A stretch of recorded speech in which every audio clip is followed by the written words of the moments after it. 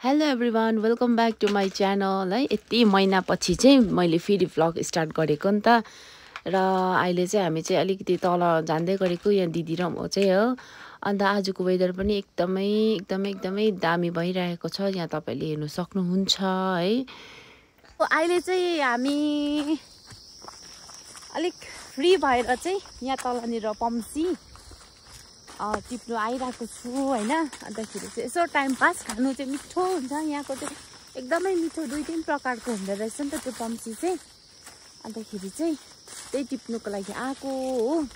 अन्त यस्तो चाहिँ यहाँ हेर्नु सक्नुहुन्छ। यहाँ चाहिँ सबै यो चाहिँ अलैँची बारी हो। यहाँ चाहिँ मेरो दिदी हुनुहुन्छ हो, मेरो हस्बेन्डको दिदी।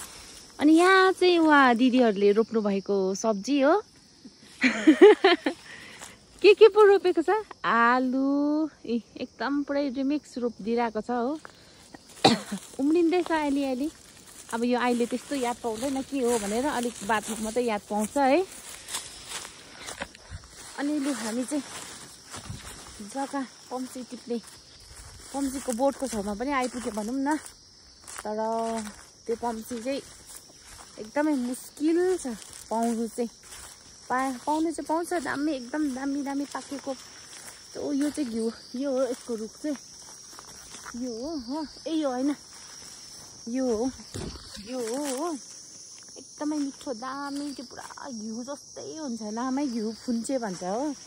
घिउ नै जस्तो हुन्छ, टेस्ट नै हो। अब हामी खोज्छु अब। यहाँ एउटा दिदीले पाइ पनि हालेछ हो।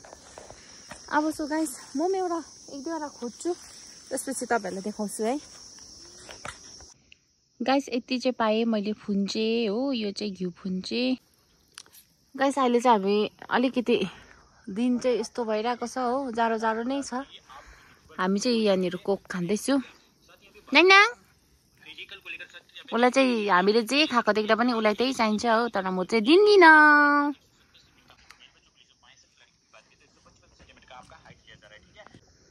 यहाँनिर चाहिँ दुईजना बाउ छोरी घाम ताप्दै बसिरहेको छ हो।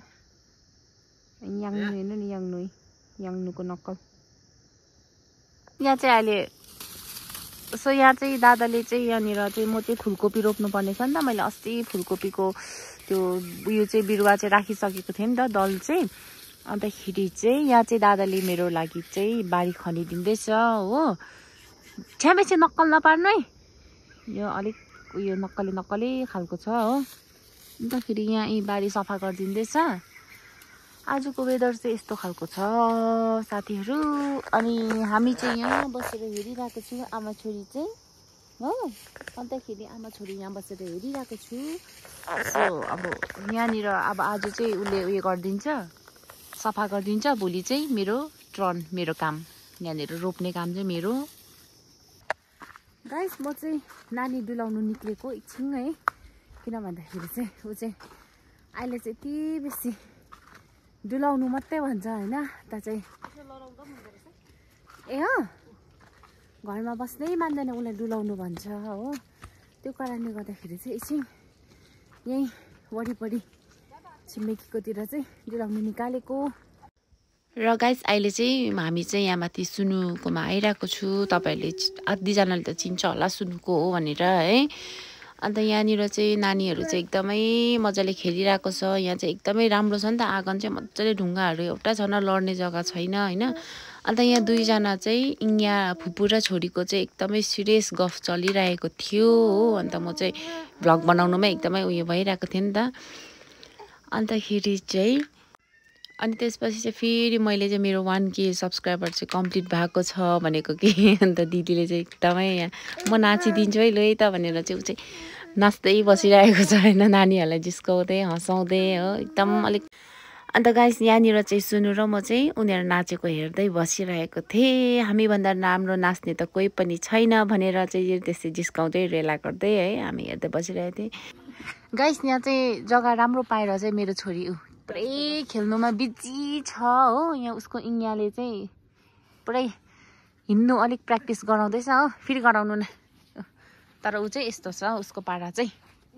ताती ताती ताती ताती आइन थिङ्की ताती छिटो छिटो आरिसले ल आफै आऊ लु ए लु लु लु लु लु अर्को पनि लडिगयो है लु लु आउनु छिटो कहाँ पुग्छ नि यसरी त पुलुङ जान्छ दिदी बहिनी यता दिदी र भाइको छोरा दिदी भाइको छोरा ए छोरी दिदी भाइको छोरी गाइस यहाँनिर चाहिँ अहिले चाहिँ मेरो छोराले चाहिँ होमवर्क गर्दैछ हो यहाँ चाहिँ अर्को एकजना चाहिँ ऊ चाहिँ यहाँ खेल्दैछ हो होमवर्क गर्दैछ मेरो चाहिँ इबु के गर्नु भएको ए होमवर्क गर्नु भएको ए लु बिस्तारै गर्नु ल राम्रोसँगले लेख्नु ल ओके भन्नु हजुर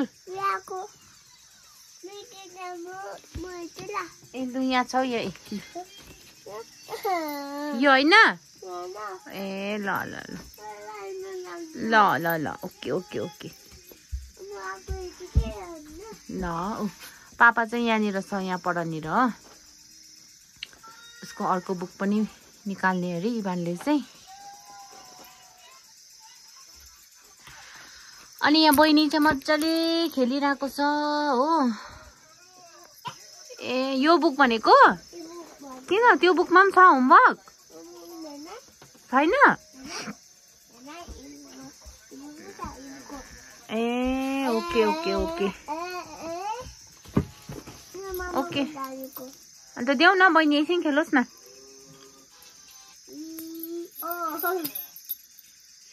दिनुहोस् बहिनीलाई दिनु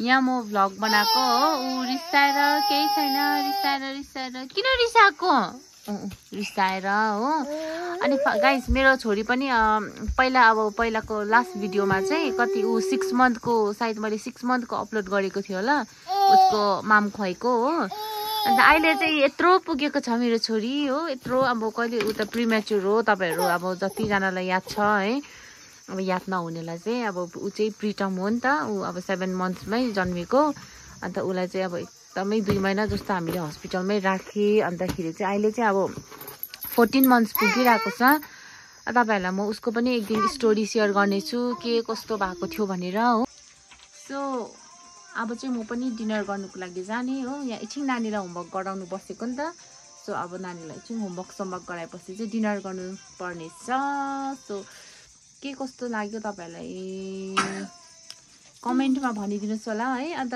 फाइनली मेरो चाहिँ 1K पनि पुगेको छ 1K सब्स्क्राइबर पनि हैन अब एकदमै खुसी लाग्यो 1K पुग्यो तर मैले खोलेको चाहिँ अब पहिला हो हुनु चाहिँ र भए पनि अब 1K पुगेको चाहिँ रहेछ मैले भिडियो अपलोड नगरेको चाहिँ निकै महिना भइसकेको थियो नि त अन्त सो अब चाहिँ जति सक्दो चाहिँ कन्टिन्युअसली विकली 3टा नभए 4टा भिडियो चाहिँ अपलोड गर्ने ट्राई गर्नेछु सो तपाईहरु चाहिँ हेर्दै गर्नु होला है तपाईहरुलाई कस्तो लाग्छ हेरेर अब कमेन्ट गरिदिनु होला के अब के गल्ती भयो अब के इम्प्रुभमेन्ट लिनुपर्ने त्यसमा पनि अब तपाईहरुले भन्नु होला सो अब आजको लागि चाहिँ यति नै बाइ बाइ